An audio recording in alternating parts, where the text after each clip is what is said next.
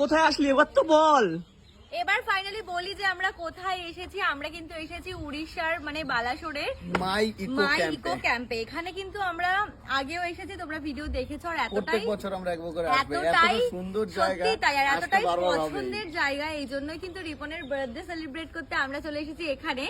আর এই জায়গাটা এখন দিনের বেলা কতটা সুন্দর ভিডিওতে যতটা তোমরা দেখতে পাচ্ছ তার থেকে কিন্তু অনেকটা অংশে বেশি সুন্দর হচ্ছে রাত্রেবেলা। মানে স্পেশালি রাত্রেবেলার জন্য কিন্তু আরো সুন্দর। এখন কিন্তু নতুন করে কিছু ডেকোরেশন করা হয়েছে, এই দেখো। মানে এপাশে রয়েছে অনেক কিছু নতুন ডেকোরেশন করা হয়েছে, সেগুলো এক এক করে দেখাবো। তার আগে আসার সাথে সাথে দেখো এখানে ওয়েলকাম ড্রিঙ্ক দিয়ে দেওয়া হয়েছে, যেটা ডাবের জল। মানে সারাদিনের এনার্জিটা যে লস হয়ে যায় সেটাই ডাবের জলটা খেলে কিন্তু এনার্জি পুরো বুস্ট হয়ে যাবে। এরপরে সমুদ্রে গিয়ে লাফালাফি তো করতে হবে। আর এই ক্যাম্প থেকে সমুদ্রের ডিস্টেন্স জাস্ট মানে কয়েক ঢিল ছোড়ার দূরত্ব, এইটুকু বলতে পারি।